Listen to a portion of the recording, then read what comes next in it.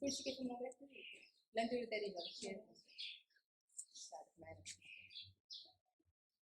delivery Okay, so we do it in English because we have some people who doesn't speak Arabic, so we'll try to find the best language for everyone. Assalamu alaikum another time. Today, thank you first for being here with us. It's a real pleasure to have you, knowing that it's Ramadan. I know it's not that much easy to be here. I will, like always, I need to start by what is Startup Grind to let you know a little about it before starting our interview. Startup Grind is Startup Grind Fez is chapter of one of the biggest community for entrepreneurs in the world. Startup Grind that is in the US. We are now 360 chapter around the world. Our mindset is more by cities than countries. We are in 200 countries, but it doesn't matter for us. We are more in that cities. Why? Because each city has its own problems, challenge, and opportunities. That's why we are working on cities. In Morocco, we are in 9 cities: Fez, Casablanca, Tangier, Medina, Marrakesh, Stad, and others. And now for Startup Grind Fez is our 8th event. We started in September 2017. And why we are here? Why it's important? Because we want to do 3 things. First thing is to connect entrepreneurs and people who are interested in entrepreneurship. We call it sometimes not entrepreneurs, sometimes passionate patient entrepreneurship. And of course we have entrepreneurs and startups that are starting, and always it's the same. When we are starting, we are alone. So how we can have community where everyone is together? That's the first one. Our first objective is to connect entrepreneurs and non-entrepreneurs. The second one, when they are connected, not just to work, but to have friends also. Because if we will exchange business card, it will finish when we are going out. But friendship is going to go beyond just changing contacts and really share our problems, our challenges, and maybe help each other. That's the second one. And the third one is to learn about entrepreneurship. How we do it? We do it like today by inviting some success stories from the city, local success stories entrepreneurs, to share their experience. Of course, you are here not just to listen. At the end, we will have questions and answers, as much questions that you want. And then, for the program today, we start the interview. It will be between 45 minutes to 1 hour at most with questions. And then we will have a workshop offered by Hamza. Thanks so much. And after that, we will have a collective iftar here. If someone wants to join us, mahba. We'll eat together and have fun. And that's the end. Let's start.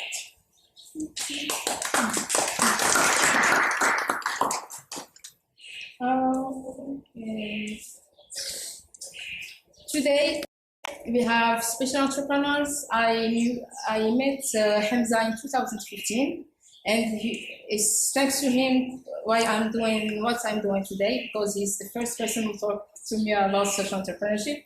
And then I started my venture in social entrepreneurship. Hamza, he's sorry, I prepared in French, so I needed to do it in French. Hamza est un apprenti artisan. Il a appris son artisanat de son père qui est le Hajj Iftar. Il est connu ici à Medina. Il est un artisan multidisciplinaire. Il a presque 7 artisanats. C'est géomètre, le bracelet, le relieur, la création des livres et du papier, et paper markers. Il est aussi un musicien en Andalousie. Il a un club, music club, qui s'organise de temps en temps ici. Il a une expérience comme étudiant, stagiaire, facilitateur et aussi consultant en entrepreneuriat social à l'art au Maroc et dans 14 autres pays. Il a fondé son entreprise sociale, Crafts, en 2013. On va y parler plus, mais c'est quoi Craft Draft? C'est tout simplement un studio de l'artisanat visuel, l'art artisanal traditionnel visuel, où il donne, déjà, il met en valeur l'artisanat et en deuxième lieu, il donne des workshops dans l'artisanat à tout type d'âge et aux gens de tous les pays. Il a 1000 apprentis jusqu'au moment, si je me rappelle bien, plus que 1000. 2000 maintenant. Donc, 1000, c'était un mois ou 2 mois avant. Donc, tout sous vos applaudissements.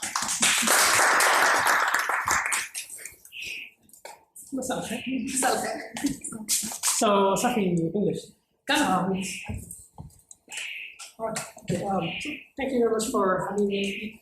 You sure you can see me from there? I can't see everyone because of the phone. You can approach. Places you want to join. Yeah, thanks for having me here. It's a pleasure. This is probably home. I come here very often. Thank you very much, Leila. Thank you very much for coming. Thank you so much. I'm very blessed to be here. Yes, it's mine. First, I want to thank you because you helped us to have the space here to have our interview today. Thank you so much for helping in every way you can help. So, if you want to start, let's go to the beginning. Can you talk to us about your when you were a kid and how you lived here in Medina? How have you learned about craft? About craft when you were a kid or when you grew up? When did you learn it first time? Okay, so I have 4 brothers, and the tradition is your father should pass down the craft to his sons. So he tried it with 4 of them. 2 of them became professional craftsmen, but it didn't work at the end with the 4 of them. And I was the only one who was not trained when I was a child, for several reasons. The main reason was because in 1997, Morocco signed a convention with UNICEF calling apprenticeship in kids child labor. So it was very illegal for even parents to teach their kids back in the 90s. The other reason is because my father felt helpless when he trained my brothers and didn't do it professionally. So he just thought I shouldn't do it and I should do something else. So I did school and everything. But I would go always to my father's studio, and I would remember kids learning the craft, and I would remember my uncles and cousins working in the same trade. We had a family business that was established in 1968, and it used to produce what we call in Darija mhouj. Mhouj is a collection of about 13 items made of brass and silver, simply for Moroccans to make tea. It includes darak, swani, and marash, and biqama, and it's called this just to make tea. When the tea ceremony was very strong culture. Nowadays, because of the gas bottle and small kitchens, we can't fit many of those items from the house. Hence, I did my formal education in Morocco, and I did my master's on Moroccan culture. At the same time, I did study social entrepreneurship, and I was active in both fields. And one day, which is about 7 years ago, I decided to learn the craft from my father. I did my master's research on the history of crafts, and I just realized that we don't have the current generation learning the crafts because the knowledge transfer is being cut because of legal and political conventions. And so having in mind social entrepreneurship, I thought I could start a small business that could keep the knowledge transfer happening. And I thought of craft drafts, and craft draft translates to Darija as Sna'arga.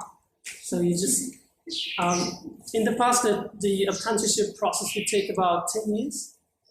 Nobody has 10 years, 10 free years. So I just thought if I can offer something in 4 hours, people would be interested to do it. And It took me about, took me a couple of years to find out the method.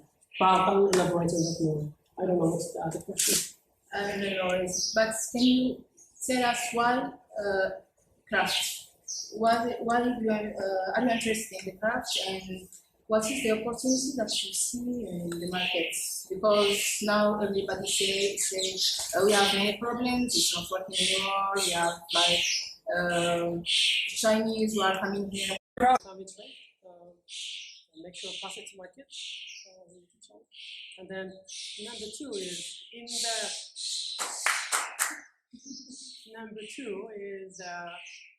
in the field of social entrepreneurship. Of course, the principle is very easy. It's just you look at the problem as a business opportunity. This is the simple equation in social entrepreneurship. But in general, in social entrepreneurship around the world, you never find traditional problems considered social problems for social entrepreneurs to consider when they do their startups. And in my experience, for about 6 years in Morocco, I discovered that most of the Moroccan social entrepreneurs I know myself didn't produce any innovation in the field of handicrafts.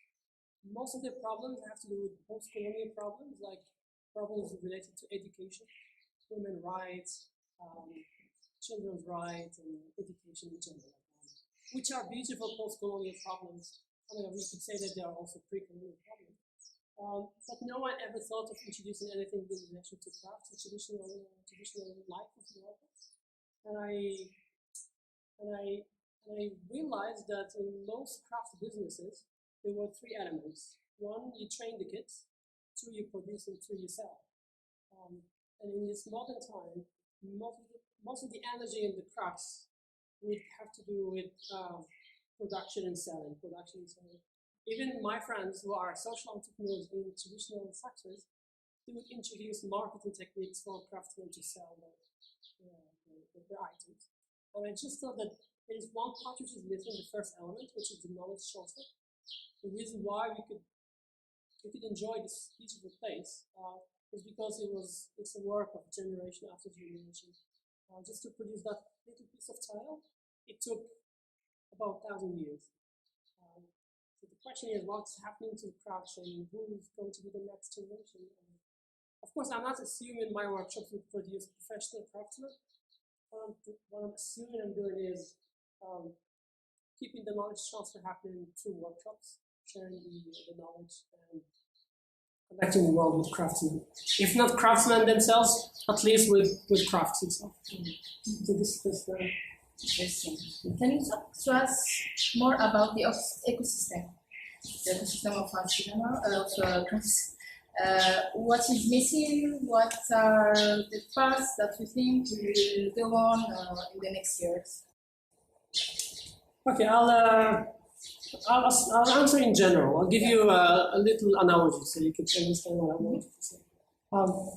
Again, we're all in the same age, same generation. If you want to buy a phone, you know Qasr al-Adj, right? If you go to Qasr al-Adj, you want to buy a phone. When you enter the place, you're not going to be saying, I want to buy a phone. You're going to be very specific. You're going to be saying, I want, for example, I don't want to do promotion, but you want to say iPhone S5 or iPhone 10 or something. You're very specific. And the man in the shop will pick the phone and give that to you. Back in the time, at least in the 80s, when people wanted to buy a slipper or a jalaba or a tray or anything related to crafts, when they go to the Medina and they ask someone who sells them, they are going to be very specific. For example, they go for bread, they're going to be saying something like بغيت براد مخلفة بلدي مستعمل جوا قدامه. When you say, for example, these 5 things, they know what you're talking about. It's exactly when you say iPhone S5. You're not going to step in the place and say, I want a phone. It's too vague. It's the same for craft. The first problem I would say is, my generation, we're so disconnected with the craft. And I'm 100% sure when you want to buy a slipper, you say slipper.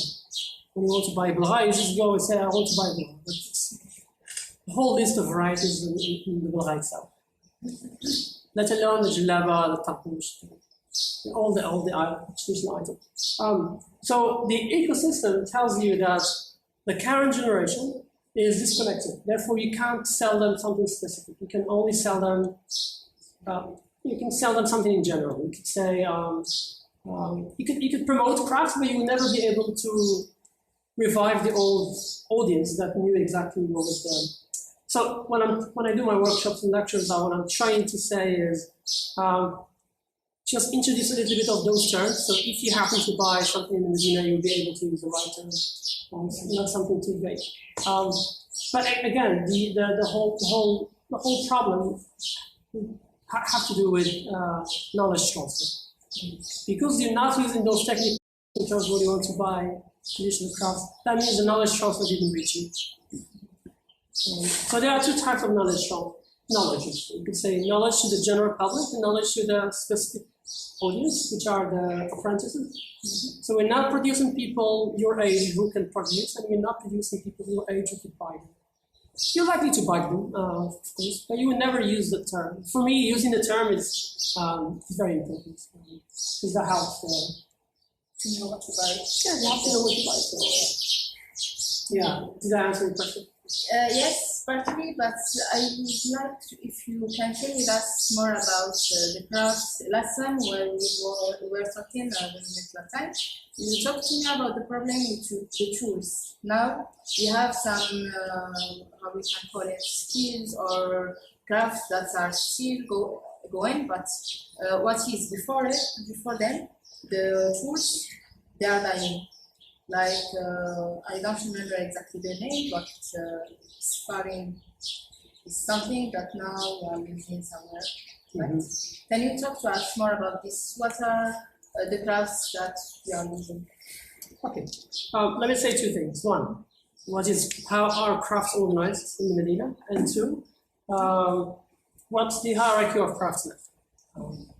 So we have what we call in Arabic or in the region al-Hanta. Hanta is the guild house of the craftsman, and it begins with an apprentice, to a craftsman, to a master, to head of the guild, Lamin, to the provost, when you start at 5, when you're 5 years old or 9 years old, you start as an apprentice, and it takes you about 8 to 10 years to learn. Have to finish just one item, of course, among other items. So this is number one. Hanta is the most important thing. And without this organization, we won't be able to organize craftsmen. And we still have Hanta active to nowadays. Every craft will have its own guild, and all guilds will have one provost who controls it. And of course, every guild will have its own head of guild. The craftsmen are organized in this way. You can think of it this way. It's a chain of people helping each other. We're having tool makers, and we're having finishers, and we're having people who do the actual job. For example, this is an actual item. It's half finished. For me to be able to do this, I need someone to make me these. So tool makers make tools for me to be able to make this. Tool makers themselves have someone behind them, or also tool makers who make tools for them to make tools, for me to be able to finish the product. So to make a compass, I need a blacksmith. And the blacksmith, to make a compass, he needs pillows, like a rabuz, to put fire on. So he doesn't know how to make a kir, so he needs someone else to make a kir for him. And he forges iron into this. And I will never be able to make this because I'm no blacksmith. So without the blacksmith, I won't be able to make this. So it's a whole chain. When I finish my work, I give it to someone who's called muqaf, who raises the edges of the tray. You've seen Senior raise, right? Someone who uses a wooden mallet just to do that. So I remember I met some of the craftsmen. For example, I met a bookbinder, someone who would make books like these. And I asked him, why aren't you binding books anymore? And he told me, my tool makers passed away. And then I realized that when tool makers pass away, we won't be able to make anything. And if you happen to be in a position where you could preserve craft, I would say dedicate some large amount of money for toolmakers, because without toolmakers, nothing would happen. You enjoy zilij, right? But there's a blacksmith who makes the little chisel to make it. If that passes away, we won't be able to make zilij anymore.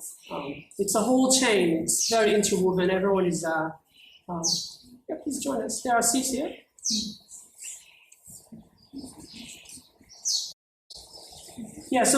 So remember the guild house? Remember the chain of the craftsmen. It's interwoven.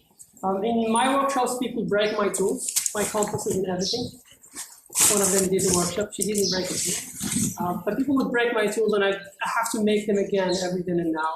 And the tool makers were always surprised. Well, because when they make a tool for you, the tool is supposed to survive forever. This compass in my hand is at least 60 years old, and it can live another 160 years, I guess. But in my workshop, people have no experience and not professional craftsmen, they break them. Hence, I'm very happy to have blacksmiths and tool makers making tools from scratch again. I know I shouldn't be doing that, but tool makers are passing away. If you happen to be in Hadadin, which is not far from myself, you'll be able to see the tool makers. They are the people behind all the crafts, I would say. So it's like when you watch a movie, there is a credit. It tells you the director, the one who cleaned the glass and everything. The credit in crafts, exactly what I told you. The tool makers. Even for me to do bookbinding, I need beeswax to wax the thread before I do the stitching. So the bee is also contribution to the craft. It's a whole chain of humans, animals, trees, nature, in actually producing one little item. Yes. Can you talk to us about craft drafts? What do you exactly? All right, so craft drafts is okay. Before I say that, I would love to hear. I'm not sure if people heard of craft draft. I'll be very curious to know if someone in the room ever heard of craft draft and what do you think of craft draft? Just to see if I have a good image of what. Yeah. Okay, I think it's a little studio where you. This is what you could say like a few minutes. It's about learning how to make some crafts. Right. Yeah. And it's you to help people to do it. And I think you have usually it's non-Moroccan people because they don't know very well your studio. I think this is what I see where I saw the pictures in your Facebook page. Thank you very much. She's such an entrepreneur. Yes. By the way. Yeah. Yeah. Anyone else? I'm just curious to know what people know about craft draft. I mean, I'm not seeing craft draft as Google, but that would help me understand if I've reached some people in the past minutes. All right. So yeah, what? Yeah. It's almost the same idea as she says. What I perceive is that you mostly work with tourists, and the idea that I have is that you help them create a product and take them home with them instead of just buying something ready. In this way, it's more precious to them because they made it for themselves. Thank you very much. Thank you. Yeah. Do you go ahead and all right. So. The craft draft motto is everyone is an artisan, because I believe everyone is an artisan, everyone makes their hands. The moment you learn how to write, that's a craft, because calligraphy is a craft. Except that your writing is not as sophisticated as a calligrapher's writing. But still you're doing a craft, you use your hands. But craft draft is a multidisciplinary art studio, and that offers traditional arts and crafts, mostly visual arts and crafts workshop, to all age groups, to everyone, everywhere. So I'm not promoting it to tourists, I'm not promoting it to Moroccans, I'm promoting it to anybody who is interested in making something from scratch. And I can tell you why I have more tourists and why I'm not having it. I brought here some of the things I teach. just to show you. Everything I do is related to these two tools. We call them Darija Dabit and Stop. The Dabit comes from Dabt, the one that perfects things. In the past, kids, while they were learning the trade, before they're allowed to apply any visual art to any item, being it zillage, wood, plaster, brass, leather, anything, they need to master these two tools. Without them, you won't be able to do anything. Unfortunately, in modern craft education, we're not teaching them these things. But in my workshops, I'm very strict and very traditionalist, very culturalist. I focus on the continuity. Everyone who does a workshop with me would need to use these two tools to achieve something. I teach brass etching, Zwak al basically, I teach you how to draw the pattern using a compass and a ruler. And I have tools. I have about 1,300 of tools, those little stamps. And almost every stamp has its own name. And all the names are very interesting and funny, including Shisha, Adam Zitun, Karakora, and lots of things. So hopefully I'll be preparing a little glossary one day for all these beautiful names. Yeah, so that's number one. So in between 3 hours to 4 hours, you can make something like this yourself. You in here. And I've done this workshop with about 2,000 people so far. And I've seen that it's possible that people can make this. So this is I teach book binding, this type of binding, with Zwak on leather embossing. Later on, you're welcome to come and touch and see them. And I do other types of binding with cord stitching in here. So I don't teach these. My workshops are usually about these things because they're quite fast. These ones include glue, so it takes about 3 days to 1 week to make one book. But in my workshops, you can make these in 3 hours. Make your own book and write it yourself. I teach an old craft that passed away, making garret, as simple as that. Making paper from scratch. This is handmade paper. I have an apprentice. He's a French boy, but he's very Moroccan. He speaks Darija and he lives in Morocco. And he is my official apprentice, so I teach him all these things, including paper making. He's just so crazy about it, so I'm happy I have an apprentice. I teach leather embossing. Just the listening we did on the cover of the book. I do it. You could do it on a piece of leather. I usually do this with students of art, mostly. I do marble paper. Have you ever seen marble paper? Yeah, marble paper is usually used in covers here and in hand papers. Just here. You put paint in water? Yeah, I put paint on water, and then it's actually a very complicated process, but it's very enjoyable. I have to brush the paper with alum water, and I have to use carrageen, which is a liquid from seaweed, tahal. Turn it to powder, and I just heat it up in water, and then I just use it. And I put paint drops on the water, and then the carrageen helps the paint float, never mix. And I just take a piece of paper, and I just put it on the surface of the water, and I raise it, and it gets like this. Wow. It's an old trade that doesn't exist anymore.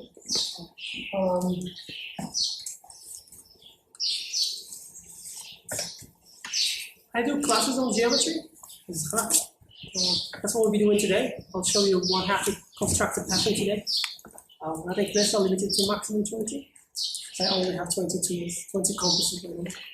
But yeah, so I realized that when I was doing, my first workshop was about brass etching. So geometry, compass and ruler geometry on brass. And I realized that the market needed something else. And I realized also that some people don't want to do any hard job with banging with the hammer, so they wanted to do something very soft. So I transferred the passion from brass and